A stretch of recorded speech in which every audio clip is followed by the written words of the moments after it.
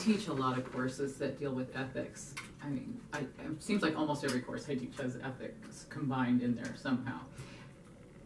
You have stakeholders that want you to make money. There's the pressure to be successful. There's the pressure to do things. What would you tell an entrepreneur to make them be successful but not push the border of ethics, of issues of trying to please everybody at any cost? Well, I actually have a lot of faith in people, and I believe most entrepreneurs, if they followed their natural values, would be ethical. I think they sometimes succumb to those pressures that they need to increase profits or they need to close this deal yesterday or something like that. And so I say you first have to believe in yourself. You have to have confidence that you know what's right. If you have some doubt, all you have to do is go to the internet and you can get every view known to man, and you can get as much analysis as you want on whether it's this way or this way. But ultimately, for the long term, you have to be ethical. You'll get caught otherwise. You'll end up in jail, or you'll end up unhappy. Right. You'll end up failing.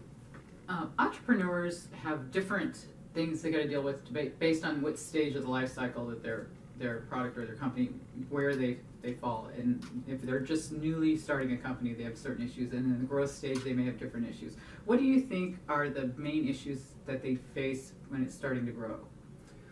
Well, I believe that initially, like you say, you have to be a jack of all trades. You have to do everything, and it's all new, so it's all kind of ad hoc. Right. However, when it starts to grow, you have to get into a consistent, replicable process. So you have to add processes so that things can happen without you being there. They can happen consistently over and over again. You can make money on a regular basis. A lot of entrepreneurs can't make that transition. They want to have the total freedom and maybe the total intimate control over every decision. Once it gets bigger, they have to delegate, they have to document the process, they have to hire people, and they have to manage to different kinds of measurements. All of those things. I actually go on advisory boards for startups, and at first it's how do you do some of these very detailed things, but pretty soon, after $1 million in revenue, you have to get processes in place. After $5 million, you got to have controls, and you got to have people kinds of processes. And 10 million, 100 million, everything has a different level of focus. And you have to recognize that maybe you're not the person for that level. I know a lot of venture capitalists will say, I think you have a great company and you've really brought it a long ways, but if we give you $10 million, we've got to replace you as CEO. And that shouldn't be an insult. It could be that you need to go on to something else, and they need somebody else to play it. They're probably telling you that you won't be happy anyway doing what they want you to do. You probably would not be. And so a lot of entrepreneurs become serial entrepreneurs. They take it to a certain level, they sell the company, or they because they're great at that. And because they're great at that first stage. Elon Musk, a lot of those people have a lot of companies that they seem to have a lot of great ideas. And there's very rare cases like Bill Gates or even Zuckerberg where have taken a company from zero to a public company and still remain in that role. And in fact, I don't know Zuckerberg, Mark, but I would bet he's probably not totally happy. He probably was happier back when he was. When it was all new and exciting. It was all new and exciting. Right. How can a potential idea? How can you determine if a potential idea is feasible?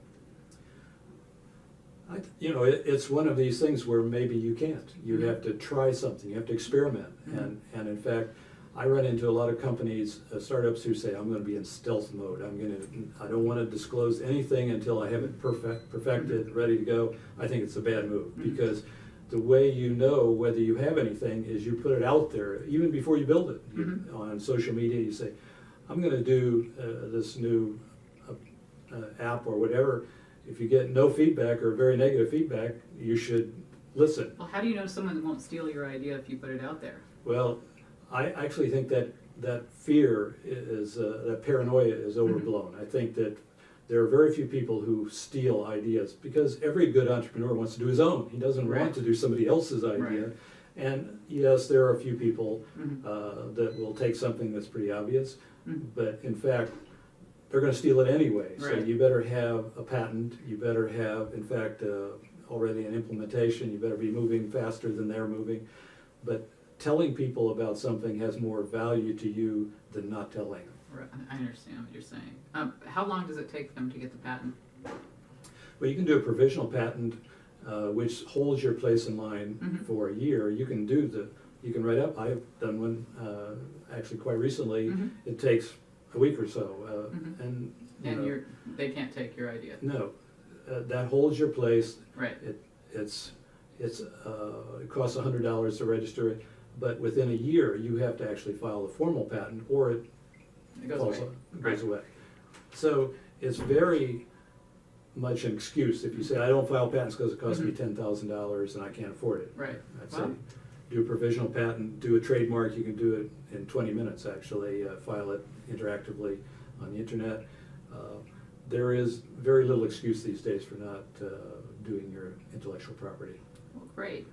Well, thank you, Marty. This has been great. I've learned a lot of things. I always learn something when I talk to you, and you are very experienced in your area, and it really is helpful to me for my course, because I think a lot of these students, they think about becoming an entrepreneur, but they don't even know where to begin, and this is all very, very helpful information. Well, thank you very much, Dr. Diane, for being a good host and for actually asking a lot of good questions. There's a lot more out there. I think it does help to actually take advantage of the expertise that's out there. What I find is that a good entrepreneur is not afraid to do the networking, to ask people. I've never yet had a good investor or a good executive turn down someone who asks a good question.